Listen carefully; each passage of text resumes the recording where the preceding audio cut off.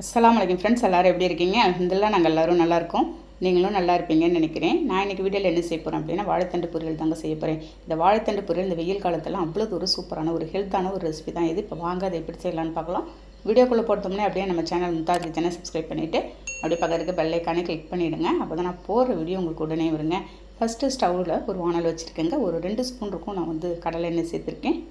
அதில் 1 ஸ்பூன் கடுகுளுத்த பருப்பு நம்ம சேர்த்துடலாம். கடுகுளுத்த பருப்பு நல்லா வெடித்து வரட்டும். நெக்ஸ்ட்டு அதிலே கருவேப்பிலையை ஒரு கொத்து நம்ம உருவி போட்டுடலாம்.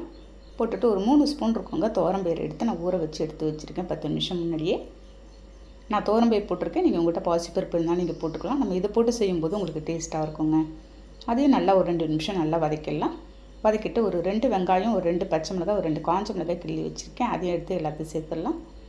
சேர்த்துட்டு அந்த பருப்போடு எல்லாத்தையும் இந்த வெங்காயத்தில் நல்லா வதக்கணுங்க. பாருங்கள், ஒரு 50% வதங்கினதும் நான் வந்து நறுக்கி வச்சுருந்த வாழைத்தண்டை எடுத்து எல்லாத்தையும் போட்டு விட்றேன்.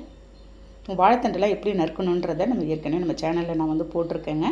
அதில் 1 ஸ்பூன் இருக்கும் மஞ்சத்தூள் சேர்த்து நல்லா மிக்ஸ் பண்ணிடலாம். ஃபஸ்ட்டு அவ்வளோ ஒரு ஹெல்த்தான ரெசிபி தாங்க இந்த வாழைத்தண்டு.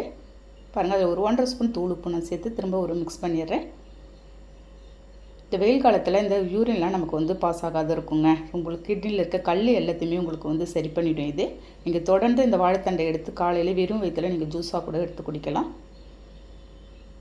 அடிக்கடி நம்ம இந்த உணவில் நம்ம வந்து வாழைத்தண்டெல்லாம் சேர்த்துக்கிட்டோன்னா கிட்னியில் வர ஸ்டோன் எல்லாத்தையும் உங்களுக்கு வந்து வரதெல்லாம் தடுக்குங்க. வாழைத்தண்டை நமக்கு சீக்கிரமே வெந்துடும். அதனால் கொஞ்சமாக நான் மட்டும் தண்ணி தெளித்து நான் வந்து வேக வச்சுருக்கேன். பாருங்கள், ஒரு 10 நிமிஷத்தில் நமக்கு வந்து தண்ணி எல்லாம் அப்சர்வ் பண்ணி நல்லா வெந்து வந்திருக்கு. பாருங்கள் எல்லாத்தையும் நல்லா ஒரு மிக்ஸ் கொடுத்துட்றேன். ஃபைனலாக இப்போ வந்து தேங்காய் ஒரு 1/2 கப்பு துருவி வச்சுருக்கேன். அதை எடுத்து அதோடு சேர்த்துடலாங்க. நம்ம தேங்காய் துருவி போடும்போது சாப்பிடாத குழந்தைங்க கூட நீங்கள் வந்து சாப்பிட்ருங்க. இது வந்து ரசத்துக்கெலாம் அவ்வளோ ஒரு சூப்பராக இருக்கும். காம்பினேஷன் நல்ல ஒரு டேஸ்ட்டில் இருக்குங்க. பாருங்கள், நல்லா அந்த சூட்டோட நல்லா ஒரு 2 நிமிஷம் நல்லா மிக்ஸ் பண்ணி விட்டுட்டு உங்களுக்கு எவ்வளோ நேரம் வச்சாலும் நமக்கு வந்து வீணாகாத இருக்கும். பாருங்கள், நல்லாவே உங்களுக்கு வந்து சாஃப்டாக வந்திருக்கு. இந்த வாழைத்தண்டெல்லாம் உள்ள அடிக்கடி நீங்கள் வந்து குழந்தைங்கள்லேருந்து பெரியவங்களுக்கு வரைக்கும் செஞ்சு கொடுங்க. வாரத்தில் ஒரு 2-3 டைமாக நீங்கள் செஞ்சு கொடுங்க. நல்ல ஒரு ஹெல்த்தான ரெசிபி தான்.